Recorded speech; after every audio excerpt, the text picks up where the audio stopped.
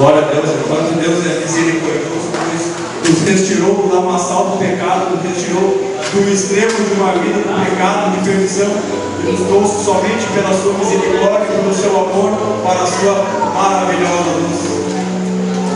O calor que estamos sentindo nesse verão é algo forte, é algo tremendo, porque chega a escorrer o suor de nossa testa, chega a ficar em cima dos lábios, tem aquelas gotículas de suor. E se nós nesse momento passarmos a língua em nossos lábios, qual é o gosto que nós vamos sentir? Mas será um gosto doce? Será um gosto salgado, como o Josué falou. Jesus Cristo te faz uma pergunta: és tu sal? Quantos são sais? Podem ficar em pé, por favor. Abram suas Bíblias do Evangelho de Jesus Cristo, que escreveu segundo Mateus, no capítulo 5.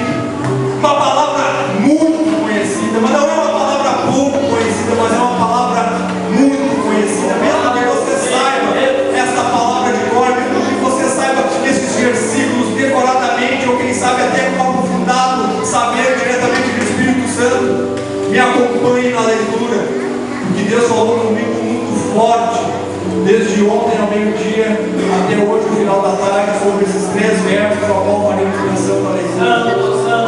Mateus, capítulo 5, a partir do verso 13. Nós leremos o verso 13, 14 e 15. Aqueles que acharam que dar glória a Deus? Glória a Deus. Assim diz a palavra do Senhor. Vós sois o sal da terra. A amada igreja pode repetir isso? Vós sois o sal da terra. Não senti firmeza de carregar. Posso pedir para a amada igreja repetir? Mas sei que sai só um país livre, ninguém pode obrigar a fazer nada de acordo com a Constituição. Então, aqueles que se sentirem à vontade, repitam após as minhas palavras: vós sois o sal da terra. Vós sois o sal da terra. Mas se o sal se tornar insípido, com que há de salgar? Para nada mais serve senão para ser lançado fora e pisado pelos homens. Verso 14: vós sois a luz do mundo. A amada igreja pode repetir? Vós sois a luz do mundo. Não se pode esconder uma cidade edificada sobre um monte, nem se acende uma lâmpada e se coloca debaixo de uma vasilha, mas no candelabro, e ilumina a todos que estão em casa. Oramos. Senhor, nós queremos o Pai amado, cada vez mais, Senhor, na sua presença, nós pedimos a sua misericórdia. Nós, Senhor, apenas como humildes servos, nós, Senhor, toda esta congregação, todos os visitantes, nós não colocamos cada vez mais as condições de ovelhas, e nós ouvimos a sua voz, pois aquele que é a ovelha escuta a voz do seu pastor.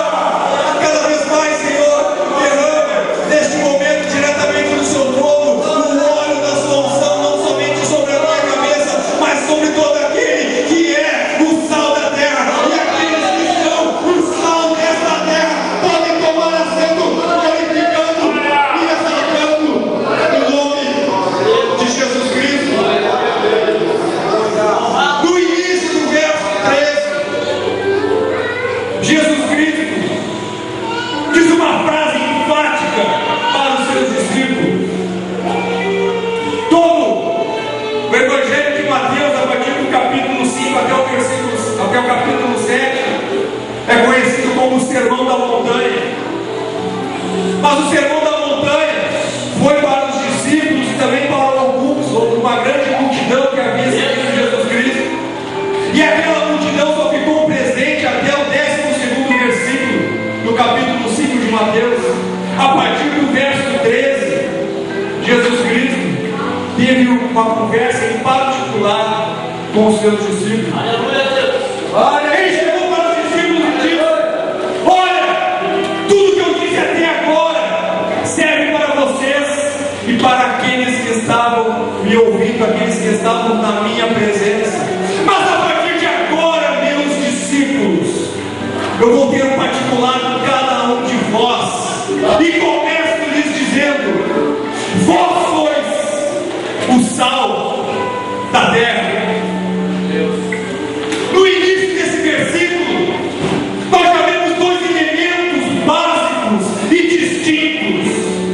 o sal e a terra. A terra, todos os seres viventes que são formados do pó da terra, pois assim nos diz a palavra do Senhor em Gênesis capítulo 1, que Deus fez o homem a partir do pó da terra. Todo ser que habita sobre esse planeta, sobre este solo, é feito do pó da terra. Mas ele disse algo mais, irmão Josué, para os seus discípulos: vós sois o sal para toda esta terra. É uma palavra de Jesus Cristo que estava falando diretamente somente com aqueles seus mais próximos que o seguiam, os 12 discípulos mais queridos, os mais diretos, que fizeram e deram sequência ao ministério de salvação do nosso Senhor Jesus Cristo. Vós sois o sal da terra. Jesus Cristo estava dizendo nas entrelinhas que os seus discípulos iriam fazer coisas grandiosas, iriam temperar realmente uma terra teoricamente improdutiva, que os seus discípulos iam temperar com o sabor vindo diretamente do reino da glória, diretamente de Deus, inspirado pelo Espírito Santo e pelo testemunho de Jesus Cristo, para temperar aonde não há gosto. Algo grandioso, algo magnífico, algo maravilhoso. Jesus Cristo estava dizendo apenas nessa frase na parte A do verso 13: vós sois o sal da terra. Os discípulos, quem sabe, absorveram aquela mensagem de Jesus Cristo. Bom, se o nosso mestre está dizendo que nós somos o sal desta terra, então é porque nós vamos realmente fazer coisas grandiosas, nós vamos realmente fazer coisas maravilhosas em nome de Jesus Cristo, é porque nós vamos mesmo operar milagres em nome de Jesus. Ele nos dará poder para expulsar demônios, Ele nos dará poder para curar enfermos, Ele nos dá poder e autoridade para pisar sobre serpentes e escorpiões. É algo grandioso que Deus nos dá. Olha nos olhos do teu irmão e diz assim: vós sois o sal da terra. Pode falar lá na igreja, pois você é sal, o irmão e a irmã que está do seu lado também é sal.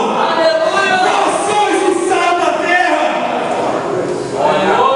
Os discípulos, quem sabe, poderiam ficar com o seu coração cheios de alegria, cheios de cada vez mais de amor e de compaixão, pois era o que Cristo transmitia.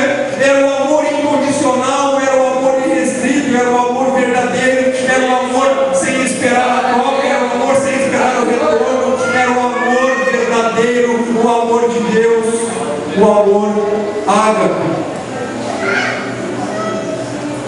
Mas Jesus Cristo, Ele não disse que vocês são a terra do sal.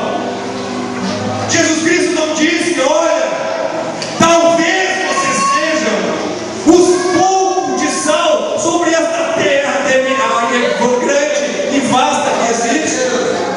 Ele nos foi direto e disse que nós seremos realmente o sal desta terra.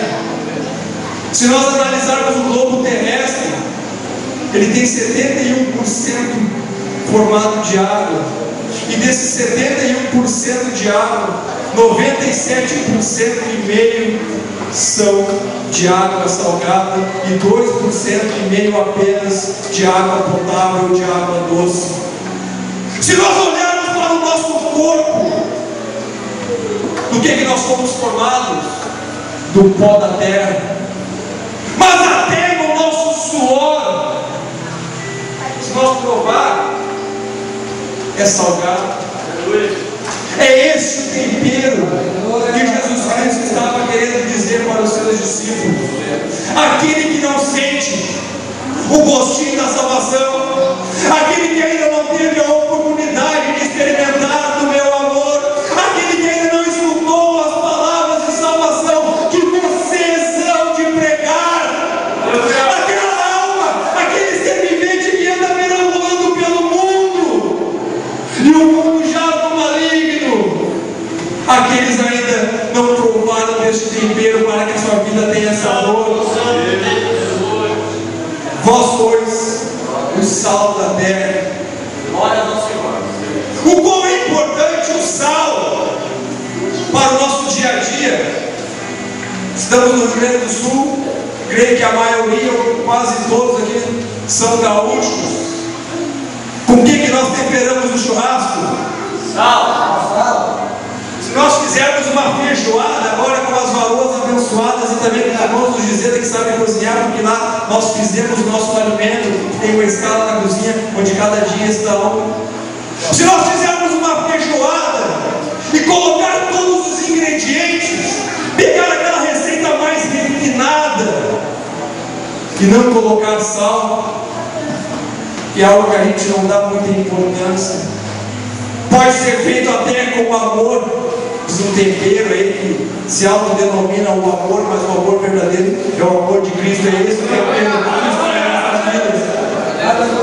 Se nós esquecermos de colocar o sal na feijoada que está com todos os outros ingredientes, imagina nós comer um churrasco sem sal. As pessoas vão dizer: mas que carne maravilhosa, suculenta ao ponto, não está torrada, não está esturricada, não está uma carne seca, mas também ela não está sangrenta, ela está no ponto, está apetitosa. E nós vamos lá, vai mexer, vamos dizer no grupo: o alimento é abençoado, mas carne só com muito jejum e oração. E nós provamos esta carne, passador, esqueceste o sal, tchê. Imagina, nós chegamos em casa, conversamos com a nossa mãe, ou para quem é casado com a esposa, uma feijoada abençoada, nem sei quais são os temperos que vão na feijoada, mas imagina aquela feijoada com caldo grosso, com laranja, com couve, com farinha. Nós damos aquela dente, garfo, aquela colherada exagerada. Como é que está, amor? Tá uma benção, mas a abençoada esqueceu de colocar sal. Mas também, se nós pegar esse mesmo churrasco, colocar sal à vontade e esquecer de bater, as pessoas também hão de reclamar sobre o excesso do sal. E se nós pegarmos também essa mesma feijoada que foi preparada com tanto amor, com tanto carinho, com todos os demais ingredientes, pegar 1 quilo de feijão, será que é demais, irmão José? Pegar 1 quilo de feijão e colocar 1 quilo de sal? É demais, meio quilo, tá bom? É muito. Lá no Gisele nós aprendemos que para cada quilo de feijão vai 2 colheres, 3 colheres de sal. 3 colheres de sal. Então, qual é o significado do sal? Qual é o significado do sal que Jesus Cristo disse que toda a sua igreja é? O sal é indispensável, mas não pode ser notado e também não pode fazer falta. O sal tem que ser na medida certa. Então os discípulos que escutaram aquela palavra do Senhor esperavam com fé e com esperança que ao menos seriam reconhecidos pelos poderes, pelos prodígios que fariam em nome de Jesus. Mas Jesus Cristo disse: nós sois sal. Sal a gente não lembra. Quem é daqui que faz uma lista de compras no início do mês? Este mês eu vou comprar um sal. Não precisa botar na lista. O sal para uma família pequena dura em torno de 3 a 4 meses. A gente só se dá conta que é um salinho da leve, que vai e não escolhe a marca. É um plásticozinho branco, transparente, com algumas letras escritas quase que apagadas. Ninguém dá bola para o sal. É isso que Jesus Cristo estava falando para os seus discípulos. É isso que Jesus Cristo tocou no meu coração. É isso que Jesus Cristo te diz.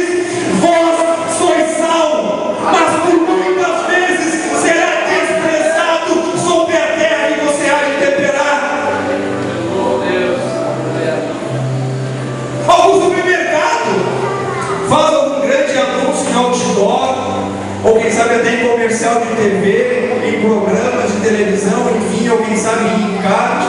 Esta semana a rede de supermercados fulano de tal faz uma grande campanha promocional, pois estamos em promoção do sal. Vem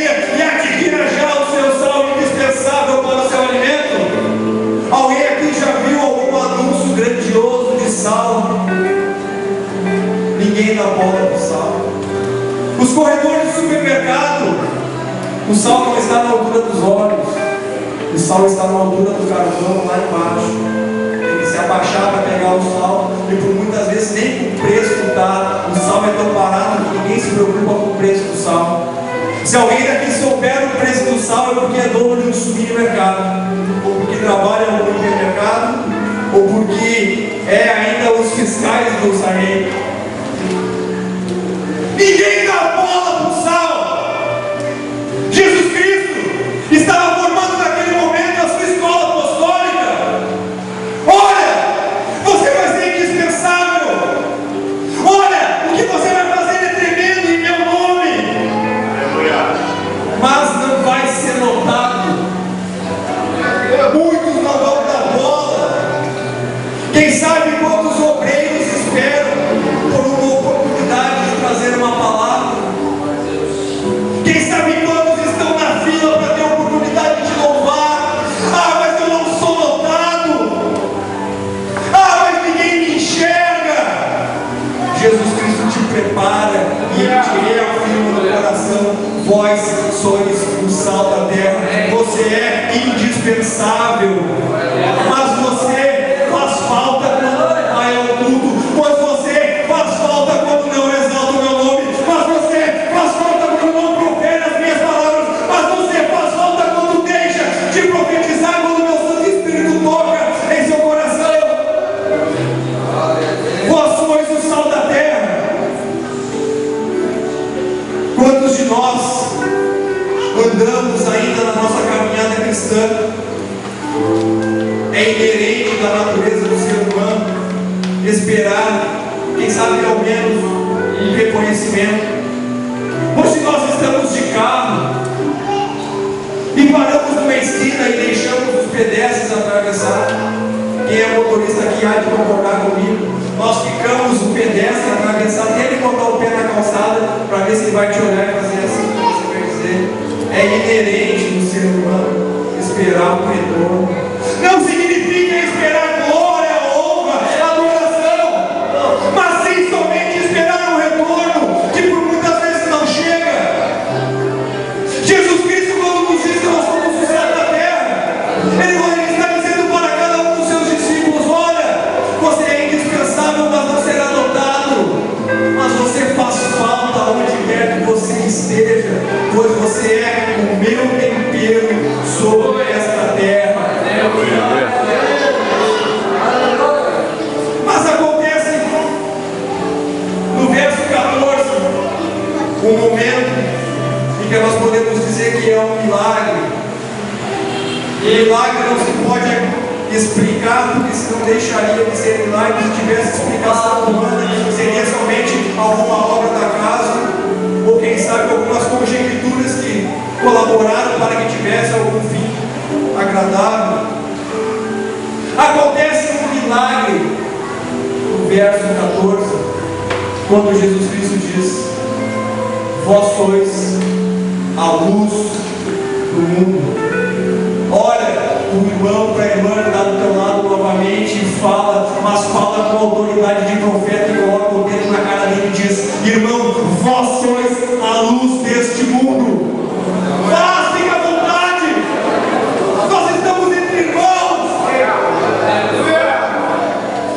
Mas não é a relação que tem, irmão Camelex. Eu sempre tive entendimento desta palavra, que nós somos o sal da terra para temperar, se onde não há tempero, e a luz do mundo, porque a luz da glória de Deus resplandece sobre a nossa vida. Jesus Cristo estava querendo dizer, amado irmão, amada irmã, que a partir que acabar o momento de você ser somente sal no ministério do Senhor, Ele mesmo te exalta, Ele mesmo te levanta, Ele mesmo te coloca sobre o alto do monte, pois não há como um candeeiro aceso ficar debaixo da mesa, não há como ministros de louvor ficar escondido, não há, porque quem exalta é o Senhor.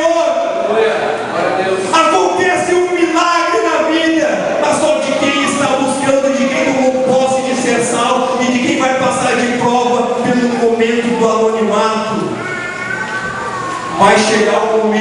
em que Deus te exalta e te diz: vós sois a luz deste mundo.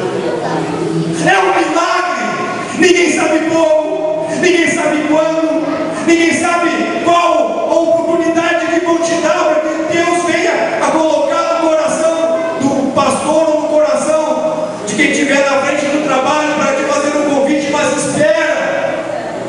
espera no Senhor, pois se você é salvo, você está na escola apostólica de Cristo.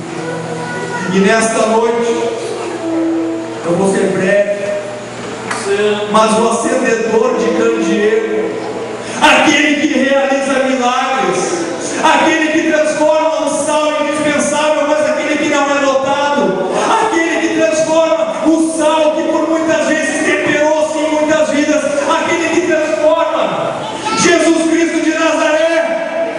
Ele diz: vós sois a luz do mundo. Não se pode esconder uma cidade fortificada sobre um monte. Você é uma cidade edificada sobre um monte. Você é uma cidade edificada sobre a rocha. Você está realmente fundado sobre a rocha, que é Jesus Cristo. E aquele que espera no Senhor, aquele que não importa a luta, aquele que não importa a dificuldade, não importa a batalha, mas que vai e concede ao Senhor, fica fazendo, evangelizando, sendo sal, temperando, levando a palavra. Este é o sal da terra. E há de acontecer na vida de cada um de nós um momento deste sal não perder o seu sabor, mas de também ser a luz do mundo e ser estruturado na rocha e colocado sobre o monte.